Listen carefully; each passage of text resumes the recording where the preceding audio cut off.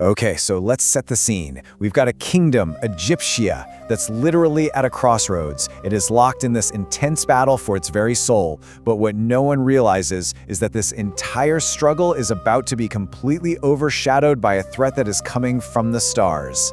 And you can just feel the desperation in this quote, right? This comes from the Ereshkigal Rebellion. This is it for them, their absolute final gamble, to stop what they see as the total corruption of their kingdom. They've pulled out all the stops, knowing this is their last shot. You know, this isn't just another battle. It's really a war for the soul of Egypt. We're about to witness this incredibly violent clash between a group clinging desperately to the past and a leader who is dead set on forging a radical, and some would say dangerous, new future. So on one side, you have the Ereshkigal rebels. These are the traditionalists, fighting to keep the legacy of their old dead king alive. For them, the pharaoh's idea of progress is just a high-tech plague that's wiping out everything they hold dear. And on the other side, you've got Pharaoh Akhenaten, a visionary who is dragging his kingdom, kicking and screaming into a new age powered by this strange, powerful energy called magic. So the rebels think they have this all figured out.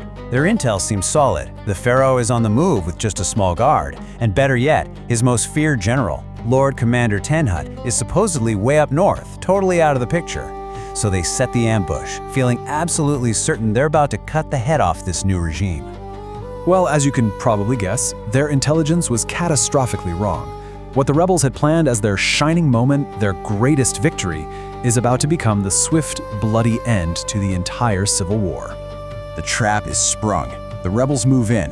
But the figure that steps out of that carriage, it's not the pharaoh. I have been tracking it's Lord Commander Tenhut. carefully. He's this Captain. 7-foot-tall terror in black, wolf-like armor. He wasn't in the north at all.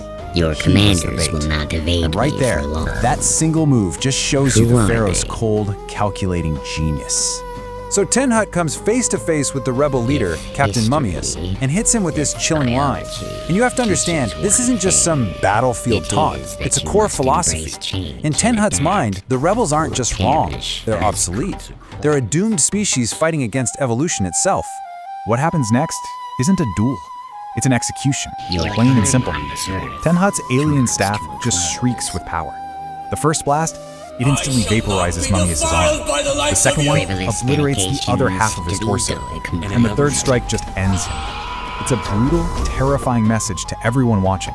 And he doesn't stop with Mummius. Oh no.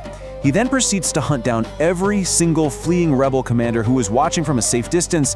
In one single, brutally efficient night, he completely shatters their leadership. The Civil War, it's over. I mean, this should have been it, right? The victory was absolute. The internal threat to the pharaoh's power is gone.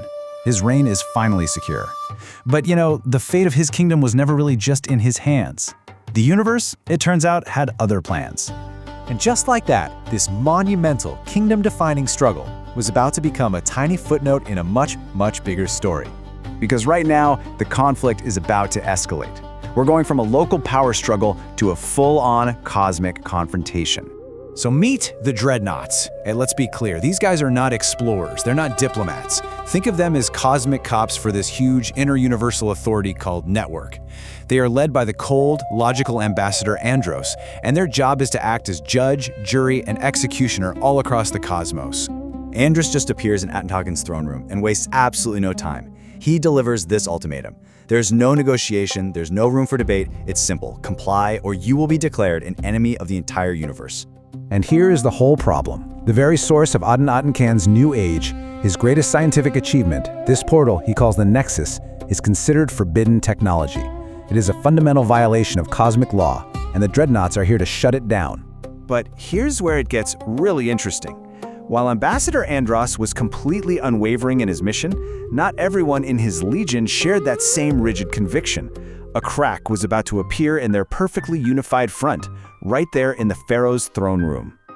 This is Akhenaten. He's the Dreadnought's lead scientist. And for him, their eternal service isn't some noble calling. It's a prison sentence. So when he sees Akhenaten's forbidden portal, he doesn't see a threat to cosmic order. He sees a key, a way out. When Andros finds out about this descent, his reaction is swift and absolute. For a being like Andros, this isn't just a simple disagreement. This is the ultimate betrayal.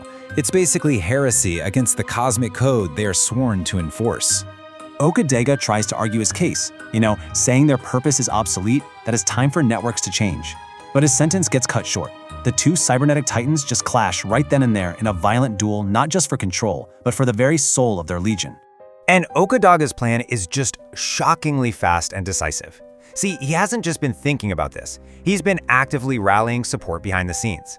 He confronts Andros, he defeats him, and then he immediately moves to destroy their own command ship, shattering the Dreadnought Legion in a matter of moments. So with the Loyalist leadership now broken and their flagship about to explode, Okadega turns to the only being on this entire planet who can help him secure his victory, Pharaoh Adenatkin.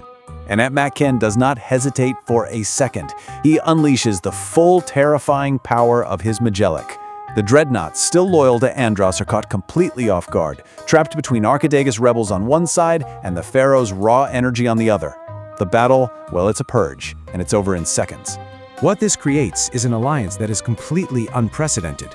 Akadega pledges his rebel forces to Atnet-Ken. In return, the Pharaoh agrees to use his forbidden nexus to help them escape their eternal duty. So in one masterful stroke, Atnet-Ken has not only crushed his enemies at home, but he co-opted an alien invasion force, gaining his own personal army of super soldiers. I mean, think about it. He went from a king fighting just to survive in his own kingdom to a major player on the cosmic stage. He now commands a power his own world can't even begin to comprehend. And that leaves us with a really fascinating and frankly terrifying question. With all this new power, what comes next?